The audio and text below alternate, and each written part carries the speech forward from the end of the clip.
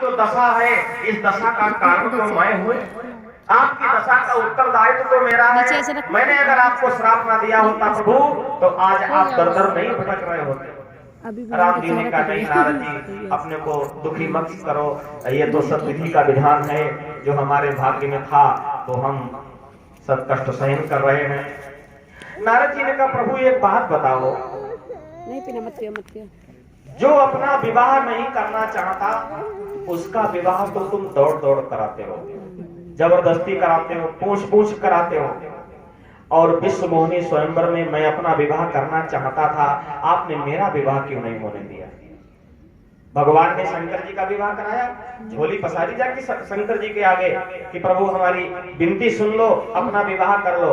अब विनती मम सुनो शिव, जौ मो पर निज ने हो, और जाई विवाह शैल जई, यह मोई मांगे। मांगा जाकर भगवान ने, प्रभु मेरी प्रार्थना मान लो, अपना विवाह कर लो। नारद जी ने कहा प्रभु जो विवाह नहीं करना चाहता, शंकर जी वास्तव में अपना विवाह नहीं करना चाहते थे, लेकिन राम जी ने जबरदस्ती कराया। और नारद जी ने कहा प्रभु हम अपना विवाह करना चाहते थे, बड़ी इच्छा थी विवाह की, आपने हमारा विवाह क्यों नहीं होने दिया? हम आपका रूप मांगने गए तो आपने बंदर का मुंह बना दिया हमारा। भगवान ने कहा नारद जी जानते हो तुम किसके साथ विवाह करने जा रहे थे? तो नारद जी ने कहा राजा शील निधि था, उस राजा शील निधि की कन्या थी जिसका नाम था विश्व मोहिनी, हम उससे विवाह करना चाहते थे। तो भगवान ने कहा कि जानते हो वो विश्व मोहिनी कौन थी? बोले वो तो राजा की बेटी थी। भगवान ने कहा नारद जी यही तो तुम्हारा भ्रम है, वो राजा की बेटी नहीं थी। नारद जी ने कहा फिर कौन थी? तो भगवान राम ने कहा आप हमें क्या मानते हो? नारद जी ने कहा पिता के समान। बोले हमारी पत्नी को क्या मानते हो? माँ के समान। समझ लो वो तुम्हारी माँ थी। और ये नारद जी चरणों में गिर गए, प्रभु तब तो बहुत अच्छा किया, विवाह नहीं होने दिया, मैं तो नरक में चला जाता, मैं तो सोच भी नहीं सकता माँ के साथ विवाह। हाँ ये लक्ष्मी जी थी, विश्व मोहिनी का रूप धारण करके नारद जी का अहंकार नष्ट करने के लिए। बताओ क्या तुम्हारा विवाह उनके साथ में करवा देता? नारद जी ने कहा प्रभु क्षमा कर दीजिए, बहुत बड़ा अपराध होने से बच गया, आपने तो हमें बचा दिया। तो देखो नारद जी की समाधि कहां लगी? भगवान के चरणों में नारद जी की समाधि लगी ना, अनुराग हुआ, सहज विमल मन लाग समाधि। उस अनुराग का परिणाम क्या हुआ कि भगवान ने नारद जी को बचा लिया। अगर नारद जी का विवाह धोखे में कहीं सोच भी लेते ऐसा हो जाता तो अनर्थ हो जाता। तो इस अनुराग का परिणाम हुआ कि भगवान ने नारद जी की रक्षा की, क्योंकि भगवान का नियम है करहु सदा तिनकी रखवारी और जिन बालक राखै महतारी। ये भगवान का नियम। भगवान अपने भक्त का कभी उपहास नहीं बनने देते। इसलिए गोस्वामी जी कहते हैं मिलहि न रघुपति बिनु अनुरागा। और किसको अनुराग हुआ आइए देखते हैं। जिस समय राम लक्ष्मण गुरु विश्वामित्र के साथ पहुंच गए हैं नेपाल की सीमा में, उत्तर प्रदेश से नेपाल अर्थात जनकपुर की सीमा। जब राम लक्ष्मण गुरु विश्वामित्र के साथ पहुंचे तो महाराज जनक इनका स्वागत करने के लिए आए। तो महाराज जनक ने जब इन दोनों राजकुमारों को देखा तो गोस्वामी जी क्या लिखते हैं कि नहीं तिलोकत अति अनुरागा। फिर बात वहीं पर आ गई, कहां पर? अनुराग पर।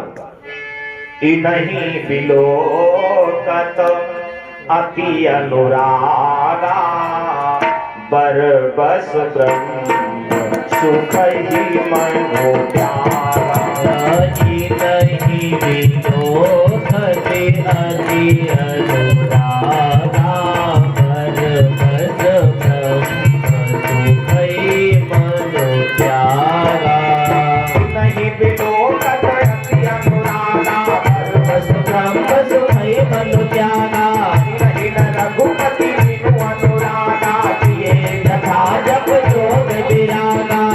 नहीं विलोकत अति अनुरागा बर बस सुधई मनो त्यागा नहीं विलोकन अति अनुरागा बर बस सुधई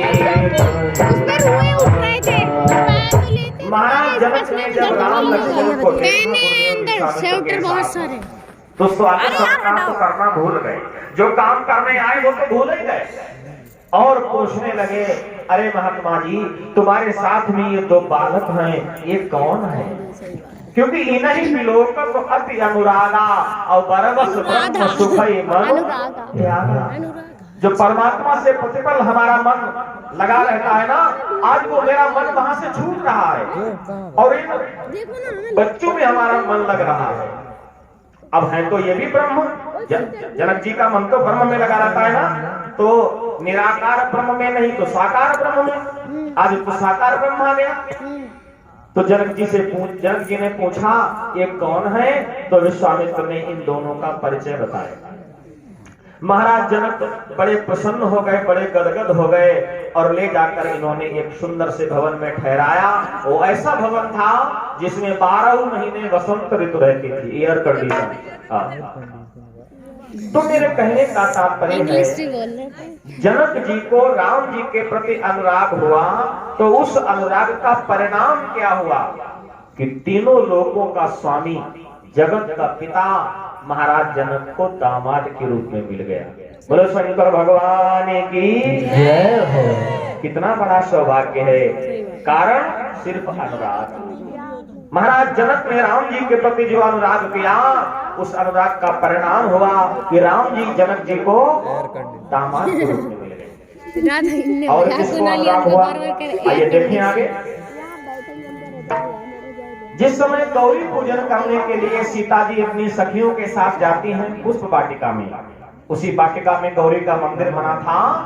तो सीता जी पूजा तो वैसे गौरी माँ की रोज करती हैं, सीता जी की इष्ट है माँ गौरा, लेकिन आज जो पूजा की है उसमें विशेष अनुराग है। गोस्वामी जी कहते हैं आज सीता जी ने पूजा कैसे की? आज तुम्हें कहा जाएंगे पूजा की अधिक अनुरागा बरबस ब्रह्म सुखई मनो त्यागा पूजा की अधिक अनुरागा मेरे अनुरूप सुभग बड़ो भागा।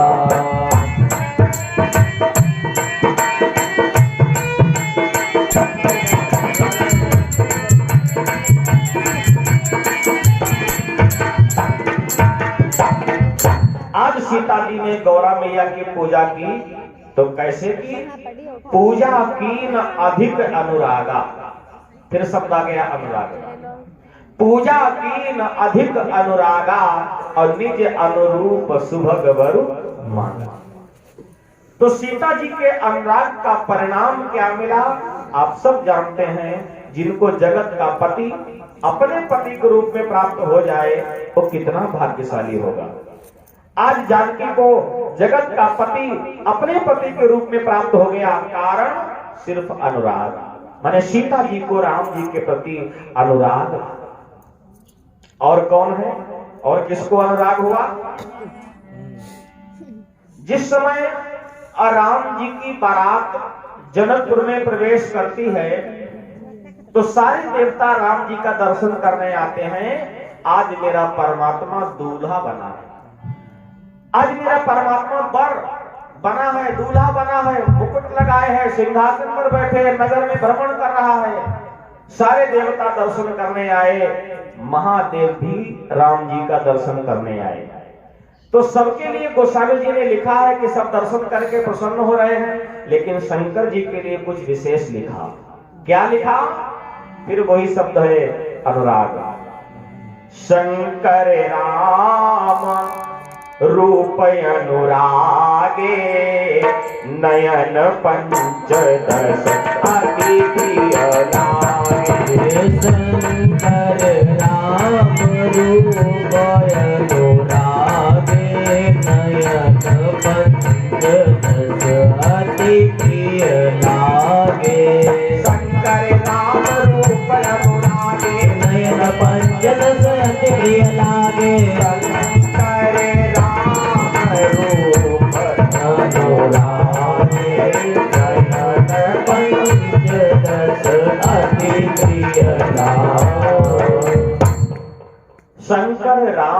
रूप अनुरागे। अनुरागे, फिर अनुराग शब्द आ गया। माने सारे देवताओं ने राम जी का दर्शन किया तो सही किया, अपने भावना के अनुसार किया, जाकी रही भावना जैसी। लेकिन शंकर जी ने जो दर्शन किया, गोस्वामी जी कहते हैं कि शंकर राम रूप अनुरागे। थोड़ी वीडियो बना। क्यों? नयन पंचदश अति प्रिय लागे। नयन पंचदश, पंचदश माने 15। शंकर जी के कितने नेत्र हैं?